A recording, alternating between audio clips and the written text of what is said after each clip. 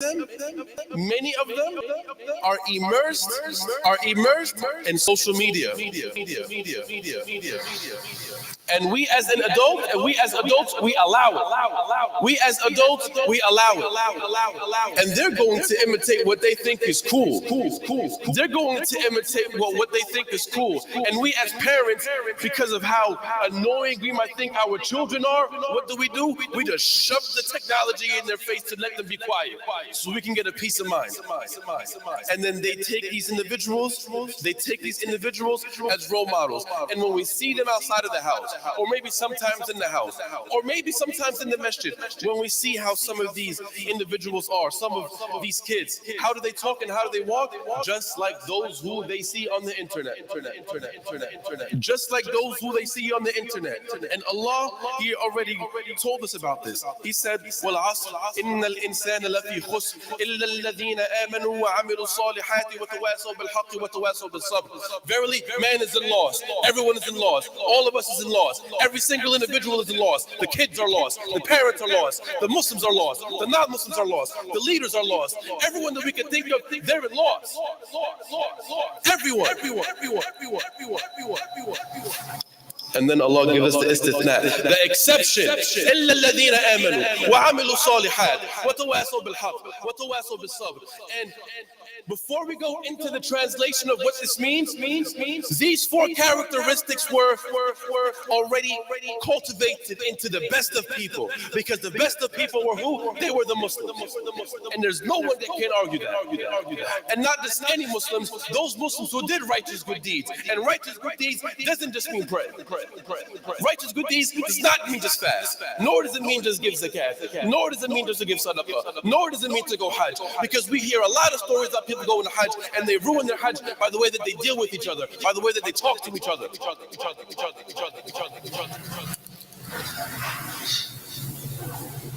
Al-Amil al-Salih, al-Muslih, the righteous person is the one who not only gives Allah the rights that belong to Allah, but give the rights that belong to everyone else, Muslim or non-Muslim, because our manners does not stop at the Muslim.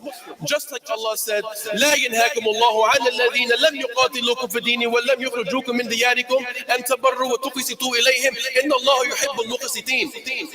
Allah does not forbid you to deal kindly and to be just with those who do not fight you or expel you from your home, and be good to them and be fair, because Allah loves the fair ones. Allah loves the just ones. So our dealings does not stop when it comes to just the Muslims. We see many people on the internet, they're entering Islam in droves. Why?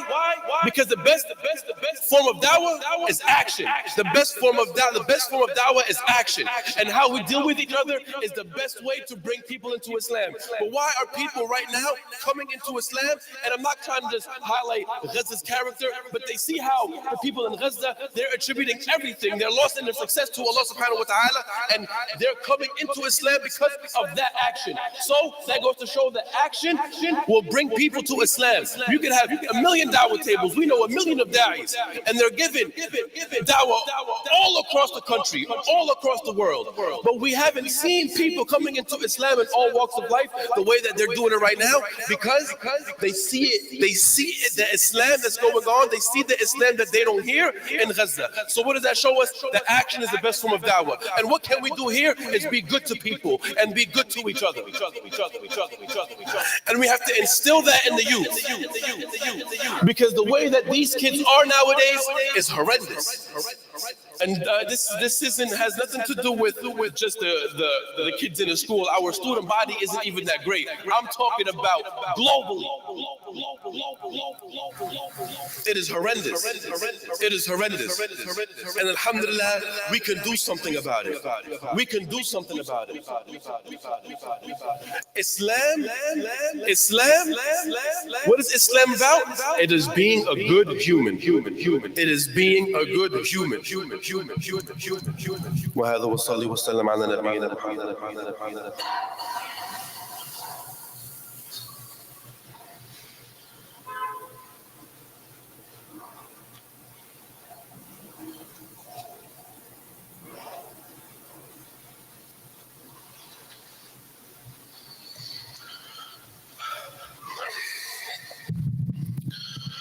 Alhamdulillah wa salatu wa salam ala Rasulillah. Allahumma salli ala Muhammadin wa ala alihi wa sahbihi wa sallam tasliman kathira. Amma ba'd. Many people feel like their hands are tied. Many people feel like their hands are tied, especially when it comes to parents trying to raise their kids. And this isn't from bad parents. This isn't from bad parenting, because we all make mistakes. We all make mistakes. We all make mistakes. We only intend good when we want to give our children what they want. We only intend good to make our children happy. But sometimes that can come with a cost. Sometimes that can come with a cost. And what's that cost? That cost is rebellion. That cost is rebellion. But we know that this is from the signs of the times. When Jibreel asked Mohammed sallallahu alaihi wasallam, when he asked the Prophet sallallahu alaihi wasallam, give me a sign. What is the sign? Because they already know that they know when the hour is. They know when the hour is. No one knows when the hour is. That knowledge is with Allah. When Jibreel alayhi salam asked the Prophet sallallahu alayhi wasallam, give me a sign of the hour, give me a sign of the hour. The first thing that the Prophet Muhammad sallallahu alayhi wasallam said, what? The slave will give birth to her master. The slave will give birth to her master. And we see this happening. We see how these kids are talking to their parents, how they're treating their parents. It's to the point where some of these kids, they're not just hitting their parents, they're killing their parents. And I'm not talking about killing them by stress. No, physically killing them. Physically killing them.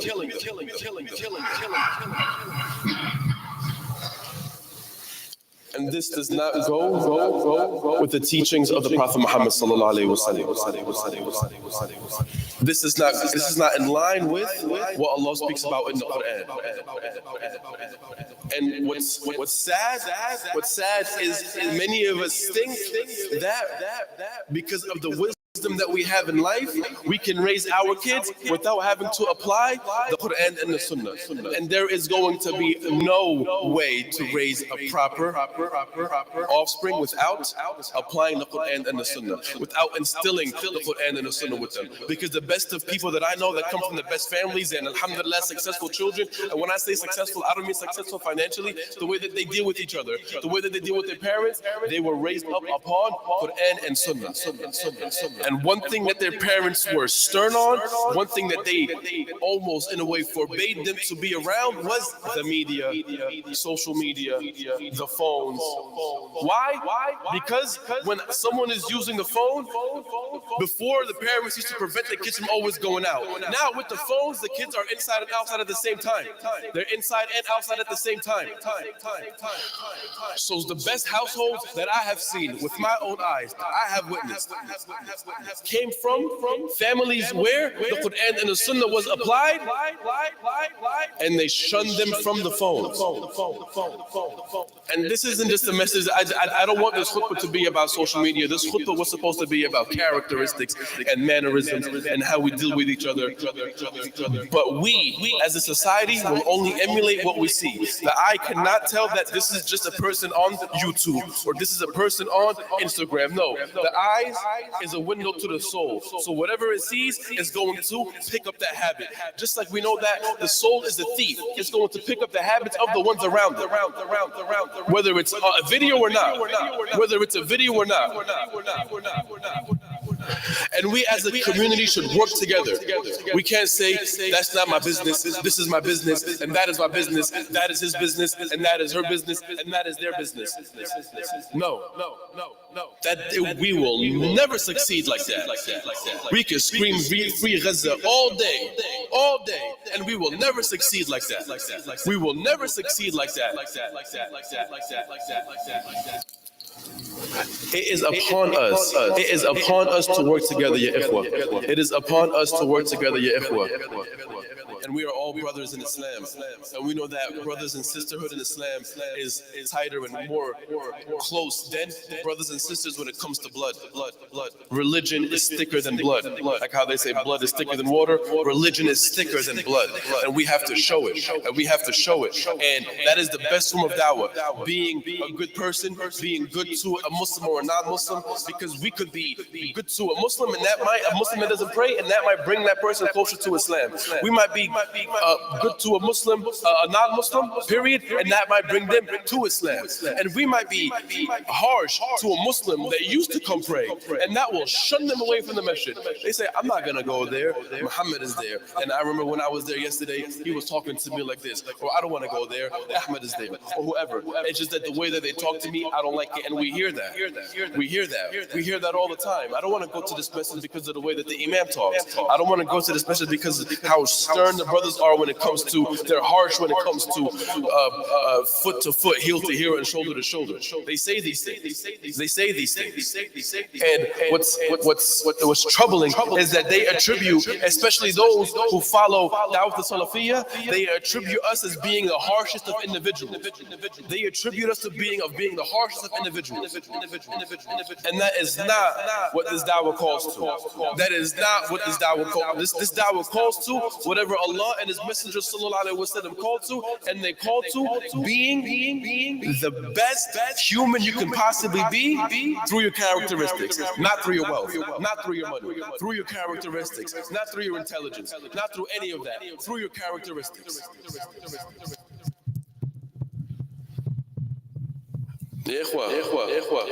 Let's learn how to speak good with each other. If Allah commanded Musa alayhi salam to go to Fir'aun, and we know Fir'aun is worse than we think right now. Netanyahu is bad. We think that Israel is bad. We think that Joe Biden and Putin and Donald Trump is bad. Let us understand who Fir'aun was. Fir'aun, there wasn't no United Nations where people can step in and veto and ceasefire and truce and bring in humanitarian aid. Who was Fir'aun? Fir'aun was Israel and Russia and the UK and the USA and all of these evil coalitions put together in an individual. Because there was nothing stopping Fir'aun at the time that Fir'aun was alive. Nothing was stopping Fir'aun. And we know Fir'aun was the worst human being. We think Hitler was bad, or Mussolini was bad, or Winston Churchill, or America for dropping the bomb on Hiroshima and Nagasaki. We think they're bad. There are nothing compared to Fir'aun. That's why Allah highlights his story. That's why Allah highlights his story. And who was the best person alive during the time of Fir'aun? It was Musa alayhi salam. He was not just a prophet, he was a messenger, and not just any messenger, a mighty messenger. And his story is the most spoken about in the Quran. Allah highlights his story the most because there's a lot of fawaid, a lot of benefits in his story. And what does Allah tell Musa when he goes to Fir'aun? When you go to him, speak to him with good words. Speak to him with good words so he might adhere and he might listen. It might soften his heart. So Allah is telling the best man alive at the time to go to the worst person ever, the worst human ever. Allah is telling him to go to him and speak to him kindly. And who are we to each other? Verily, the believers are nothing but brothers.